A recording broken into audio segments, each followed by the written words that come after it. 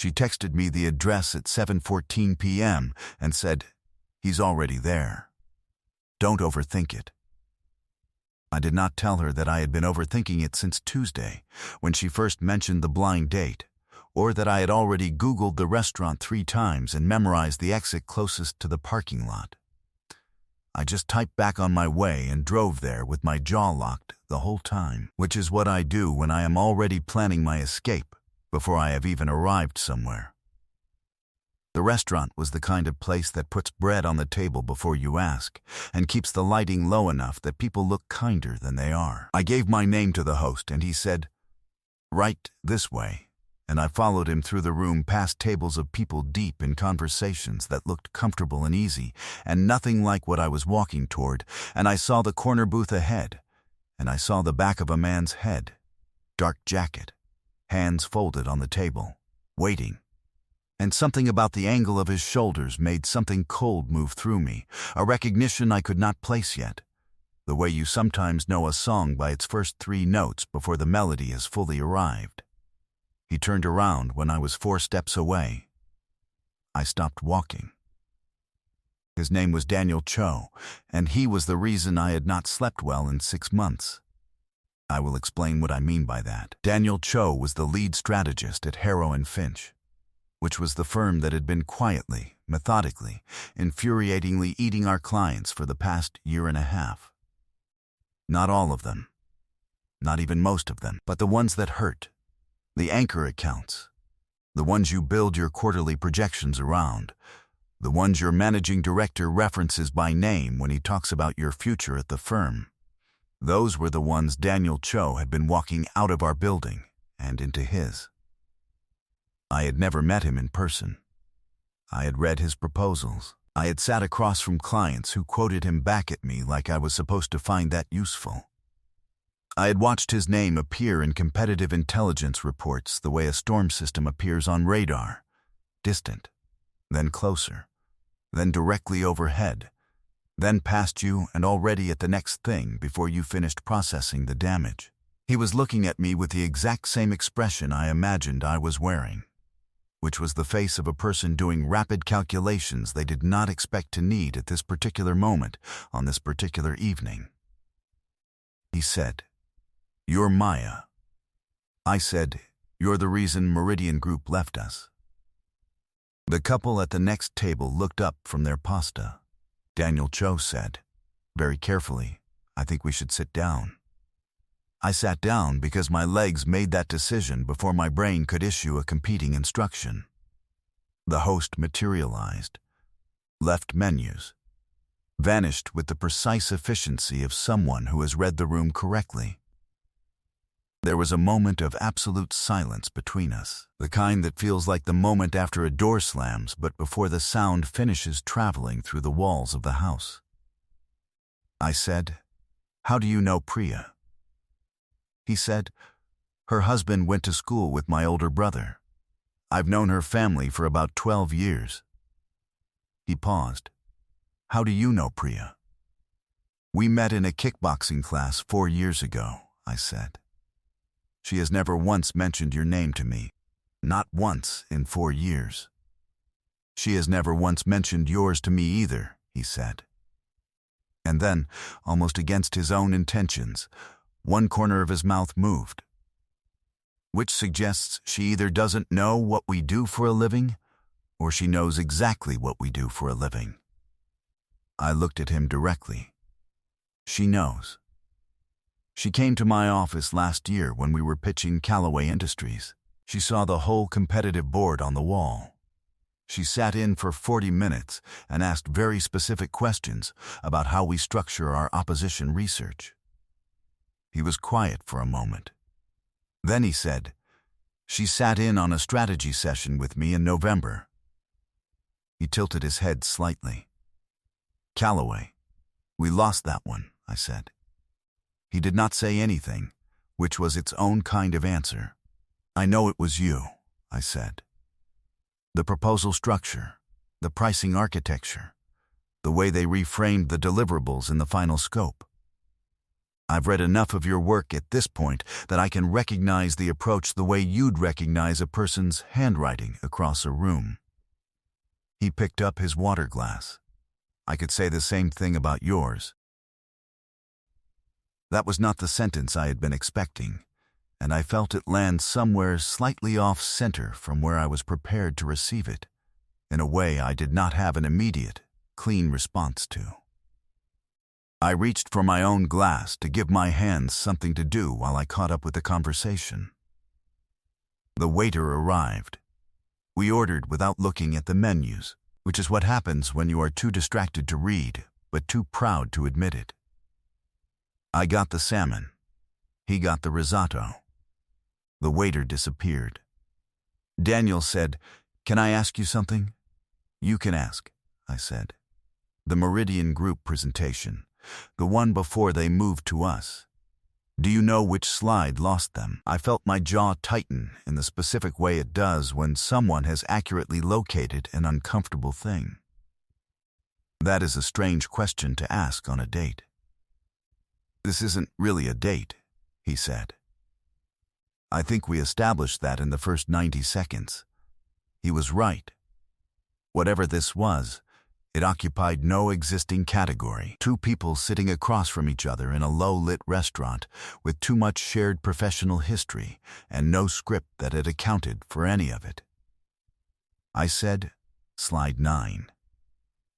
The scalability projection." I knew it when I was building it. The numbers were honest, but they were not compelling, and I did not have time to reframe them before the meeting.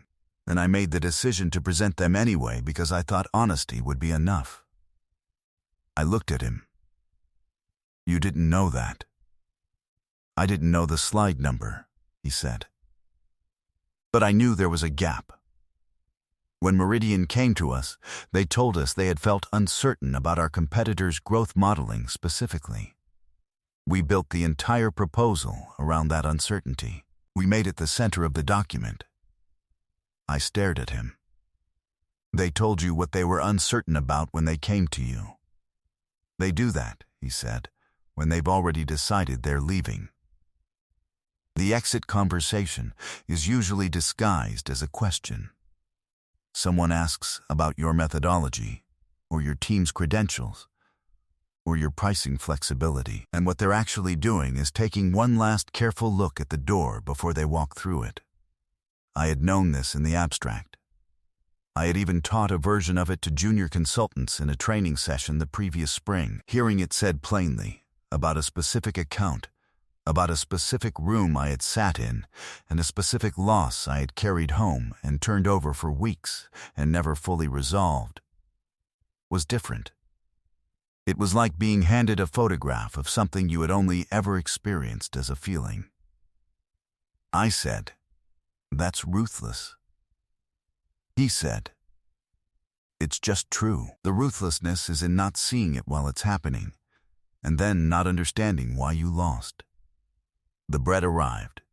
Neither of us reached for it. I said, "Why strategy? You have a law degree."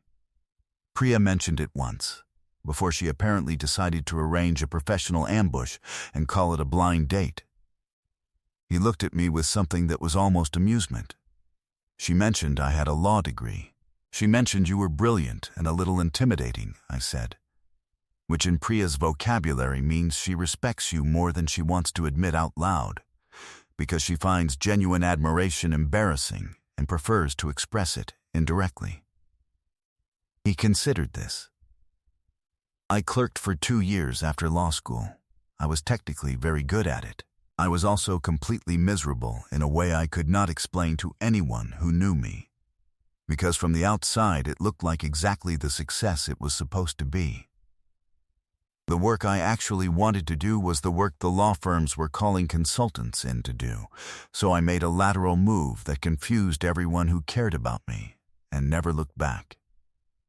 He set down his fork. "You started on the client side, Morrison Financial, 4 years. I looked up. You looked me up." "Priya sent me a LinkedIn before the reservation," he said.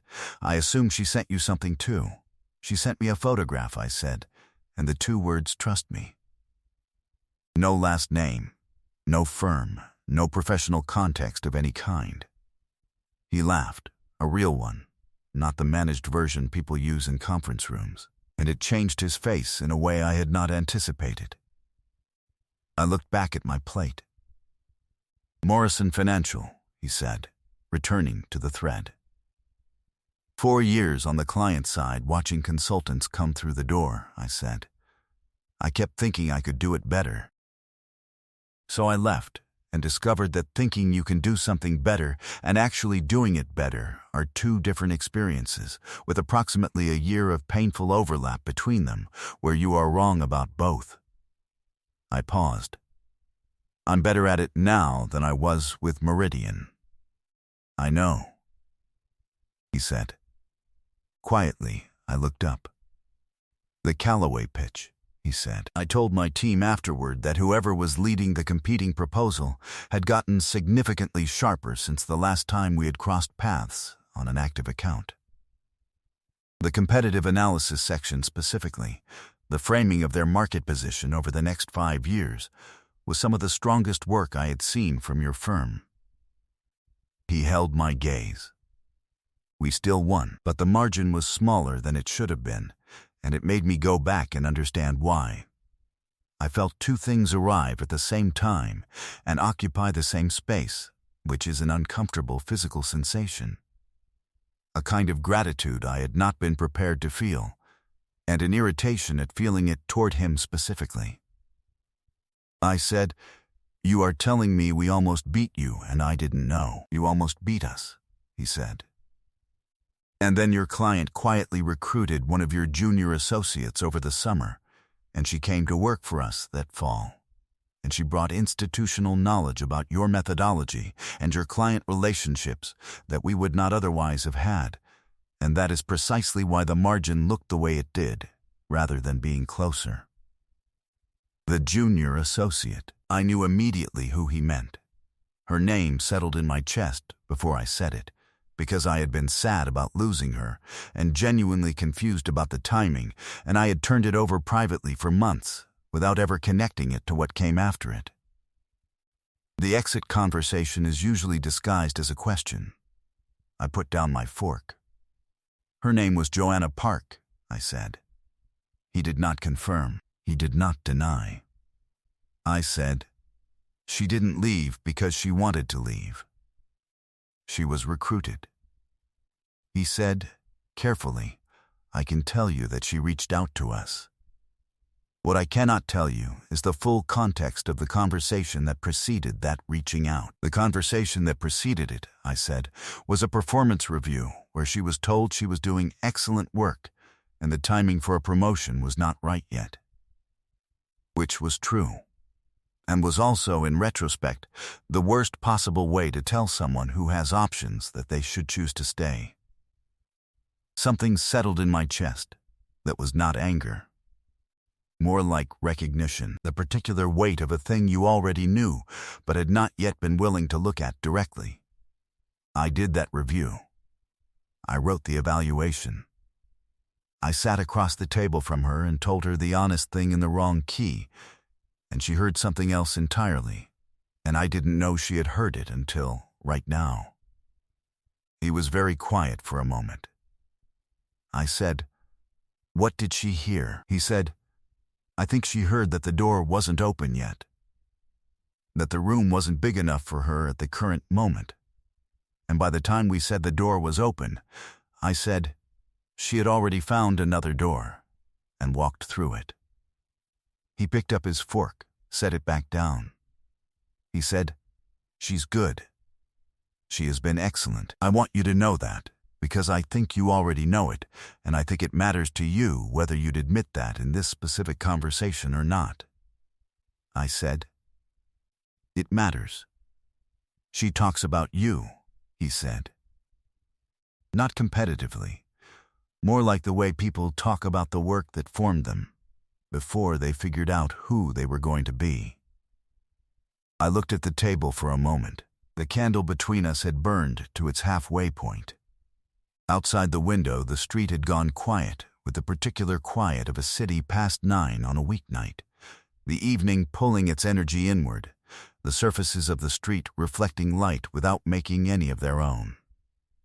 I said, she was going to be really good. He said, she is really good. Present tense. That's not gone. I picked up my water glass. I said, this is a very strange dinner. He said, it is the strangest dinner I have had in recent memory, and I once spent 45 minutes in a Stockholm hotel elevator with a client's former attorney during an active contract dispute, so the bar for strange is not a low one. I laughed before I made the decision to laugh. He smiled, the full version this time, without the measured quality, and I looked at the window for a moment to give myself somewhere else to put my attention. The food arrived, and we ate. For several minutes, neither of us said anything, and the restaurant filled in around us, other people's laughter. A low piano threading through from somewhere near the bar, the warmth of a room in full evening motion. I found myself thinking, with some resistance, that he was easier to be in the same room with than the version of him I had been constructing for 6 months, which annoyed me, because that constructed version had been useful. Clean and simple. A competitive force in a competitive landscape, not a person who had read a case study 3 times and told his whole team to use a specific section as a teaching framework. I said, how long have you been at Harrow and Finch?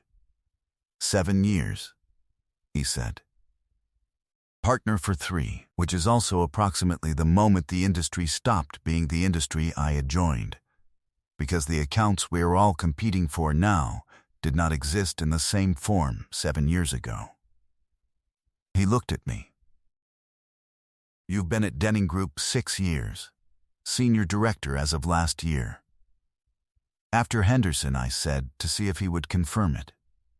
He said, after Henderson, without hesitation, and I understood that he had known the timing. Henderson was the account that it held. That had renewed and referred 2 other firms within 8 months. It was the pitch I was most proud of and spoke about least, because the industry press had covered it, and I had always found that kind of visibility uncomfortable in a way I had never fully articulated to anyone. I said, you read the Henderson case study. 3 times, he said. The second time with my full team. I used the stakeholder alignment section as a teaching framework for 3 months without telling anyone where it came from, because I did not want to explain why the competing firm's published case study was required reading in my strategy sessions. I said, there was a section in that case study the editor wanted to cut. The part about the first meeting going badly, when the room was against us and I almost pulled the proposal entirely. She said it made the client look difficult and might discourage future referrals. I kept it in because I believed the reason the account held was precisely that we were honest about the difficulty. We stayed in the room when it got uncomfortable and said the true thing instead of managing around it. He said, that's the section I use. There was a silence between us that had a different quality than the silences before, not the wary, calibrated silence of 2 competitors measuring their exposure. Something more like the silence in a room after a piece of music ends, when neither person reaches for the next thing right away because the moment is still holding something. The waiter appeared for the second time and asked if we needed anything. We both said no. He vanished.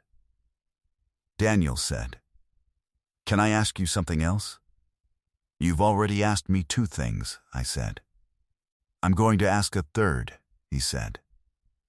How close are you to losing Aldrin Partners? The name dropped into the space between us like something solid and heavy. The kind of thing that changes the temperature of the room when it arrives. Aldrin Partners was our largest remaining anchor account. I had cultivated it for 3 years, through 2 leadership transitions on their side and 1 internal restructuring on ours.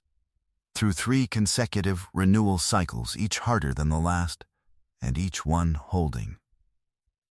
My managing director referenced it in every quarterly review. My team knew, without it ever being said directly, that Aldrin Partners was the account that made the forward projections work the way they were written, and that if Aldrin Partners moved, the projections would need to be rewritten. For 6 weeks, I had been quietly, privately afraid. The primary contact there, a CFO named Elaine Marsh, who had always been warmer to me than her role required, had stopped being available for calls with the reliable rhythm she had maintained for 3 years. When she did get on the phone, her questions had begun to sound less like operational check-ins and more like someone conducting a careful audit of a decision she had not yet made. I had noticed this change. I had named it to myself, privately, in the kind of internal conversation you have when you are not yet ready to say something out loud, because saying it out loud makes it more real. And then I had set it aside and picked up something else, because I was afraid the thing I was worried about was already true. I said, "What do you know about Aldrin Partners?" He said, "I know their CFO is named Elaine Marsh, and she attended graduate school with 2 people on our leadership team, and I know she reached out to one of them in late October for what was framed as a casual coffee conversation, and was flagged to me internally because the account name came up in the context of that conversation." He held my gaze across the table. "I'm not going to move on that account." I looked at him. "I'm telling you," he said, "so that you have time to move first." I had spent 6 months constructing this person as a force in reports and proposals, a name in competitive decks, a presence in accounts I had lost and was afraid of losing. And now he was sitting across from me in a restaurant, telling me something he did not have to tell me, returning something he could have kept and used. I said, "Why?" He said, "Because that account belongs to you in a way that matters beyond the contract. You built something real there, and Elaine Marsh knows it, and the reason she is asking questions right now is not because she wants to leave. It is because people around her are asking questions she cannot answer, and she does not know how to tell you that without it sounding like a formal warning." He paused. The exit conversation is usually disguised as a question, and sometimes what looks like an exit is actually someone asking to be talked back in. I thought about the calls that had changed in frequency and tone.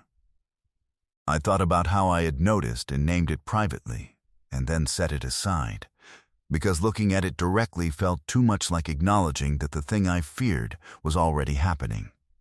I thought about Joanna Park and the performance review, and the moment I had said the true thing in the wrong key and a door had closed without my intending to close it. I had a pattern, and the pattern was this. I saw the thing approaching, I named it to myself, and then I waited too long to say it out loud, because saying it out loud felt like inviting the worst version of it to arrive. I said, "I have been afraid to call her." He said, "I know." "You don't actually know that," I said. "You know she's drifting," he said, "and you have not made the call. The only reason someone in your position does not make a call they know they need to make is because they are afraid of what the call will confirm." That is not a criticism. I have done the same thing with different accounts in different years. It is a very human way to handle a thing you are not ready to know yet. I looked at him. The candle had burned past the halfway point. Outside, a car moved slowly down the wet street, its headlights sweeping through the window in a slow arc, and then, gone. I said, "This is a remarkable amount of honesty for someone I met 2 hours ago." He said, "I've known who you are for 18 months. The meeting has been 2 hours.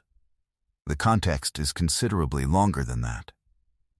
The food had long since been cleared.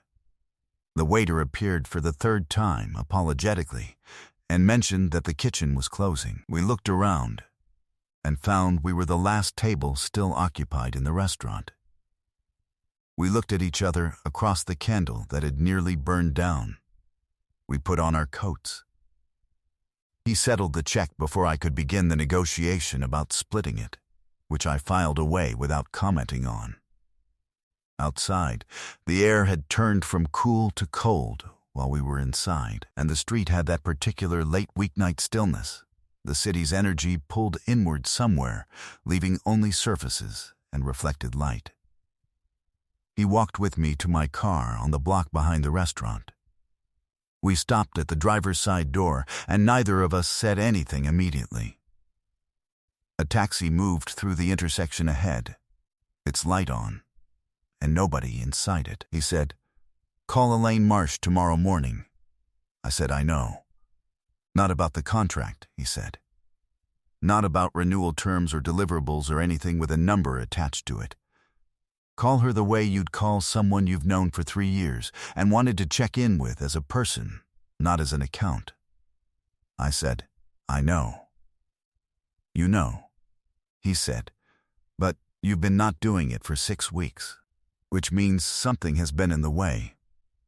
I'm trying to move whatever that is so you do it tomorrow instead of in another 3 weeks." I looked at him. I said, "What is it that you actually want from this evening? Not what you're giving me. What are you getting out of it?" He considered this for a long moment, long enough that I trusted the answer when it came. He said, "I've been in the same industry as you for 1.5 years, and I've respected your work for most of that time and competed against you for some of it. And Priya apparently understood the shape of this before either of us did. What I'm getting out of tonight is the version of this that actually makes sense. I don't want to win accounts from you by knowing things about your operation that you should know about yourself.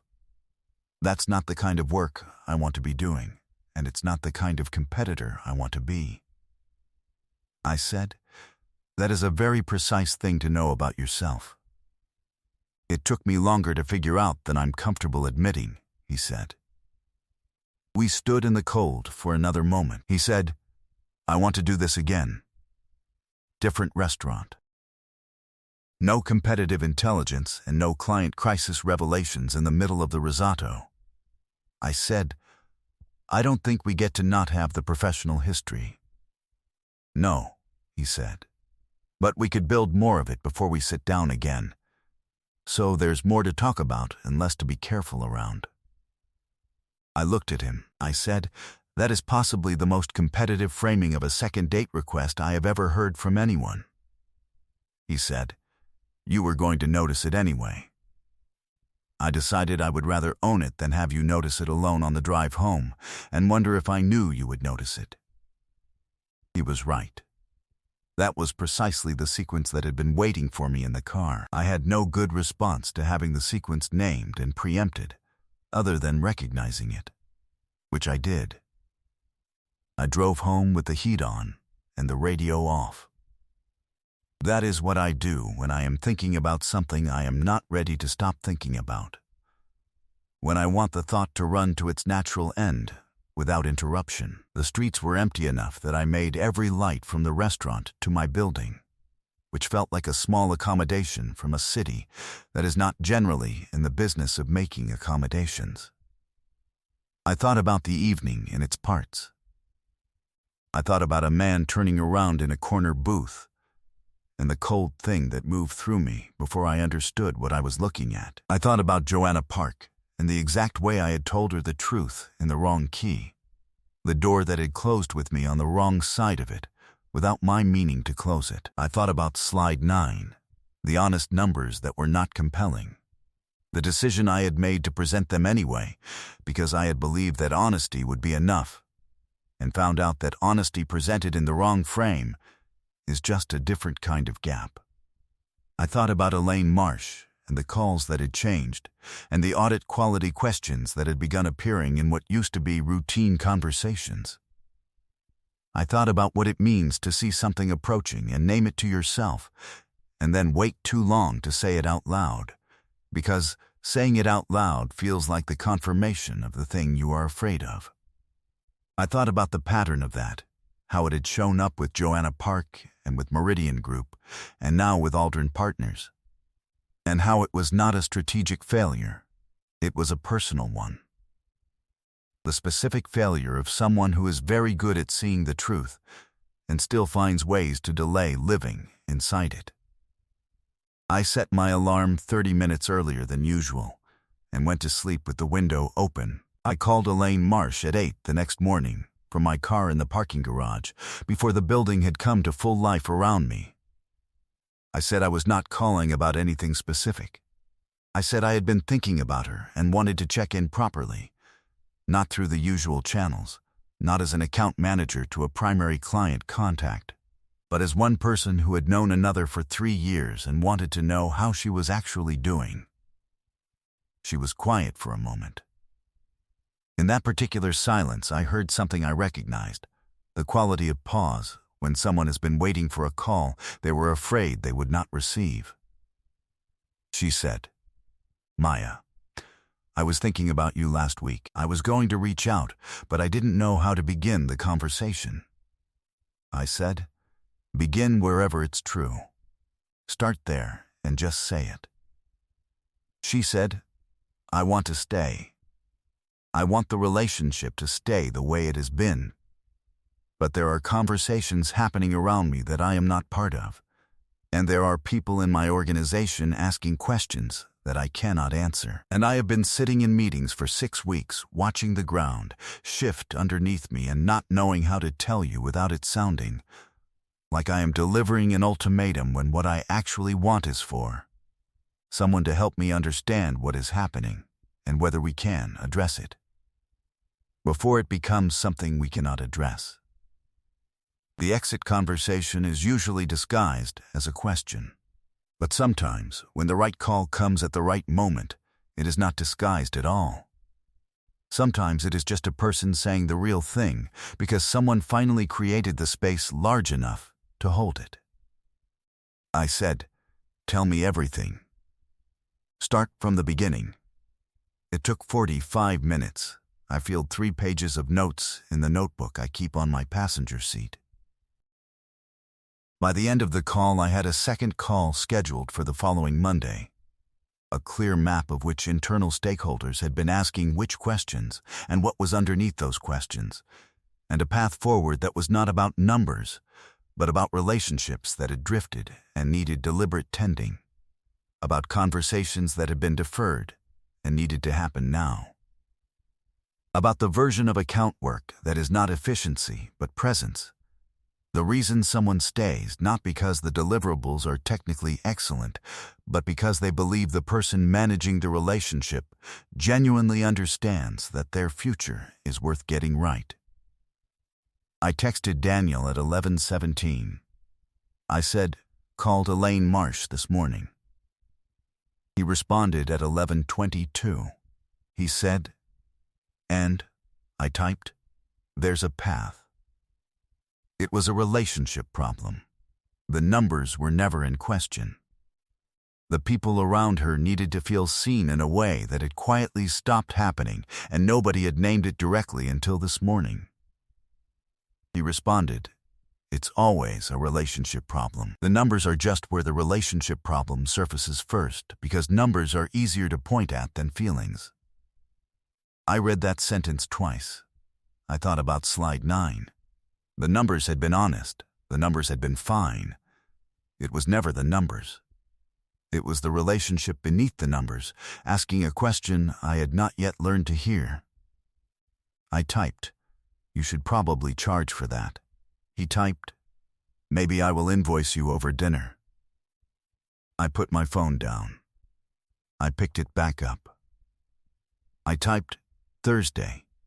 He typed back one word, "Thursday."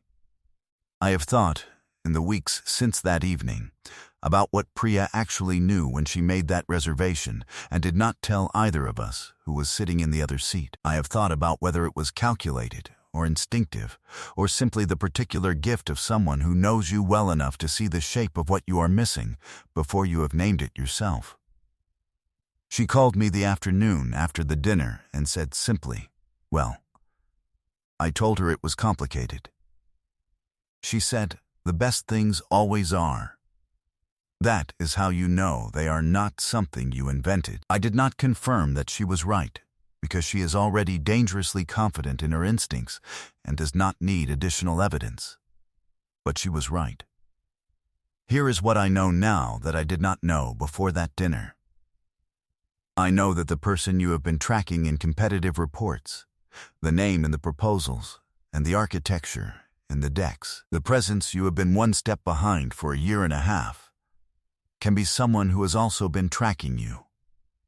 I know that two people who have been watching each other from a distance can look across a table and recognize something that was always underneath the competition. Something the competition was actually protecting, without either of them meaning it to. I know that the exit conversation is usually disguised as a question, and that this is true for more than client retention. It is true for the moments in your own life when you are about to leave something behind and you disguise it as a practical concern, because the real reason feels too large to say directly without help. I know that Slide 9 was not the end of that story. It was the beginning of understanding what I actually wanted to be good at, which is not just the math, not just the proposal architecture, not just the competitive intelligence and the stakeholder mapping and the renewal strategy, but the conversation that holds all of it, the reason someone stays, not because the projections align, but because you made them feel that their future was worth getting right, that you were the person who would stay in the room when it got difficult, rather than managing around the difficulty until it found another exit. Aldrin Partners renewed.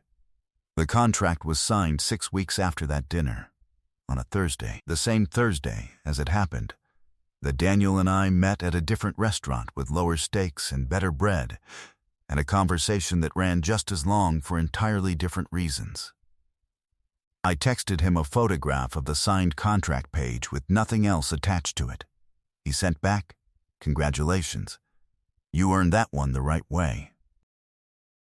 I sat with that message in a quiet office at the end of a long day and felt something I did not have a single clean word for, which was gratitude and relief, and the specific sweetness of a thing won not by luck or by positioning, but by knowing what actually needed to be said, and finding the courage to say it 6 weeks later than I should have, but exactly when it still mattered.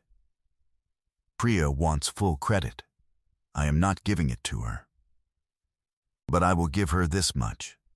She understood before either of us did that the situation had been overdue for a long time, that two people in the same city, in the same industry, watching each other's work from a distance and building careful professional versions of each other in their heads, had been circling the same room for 18 months without ever actually entering it together.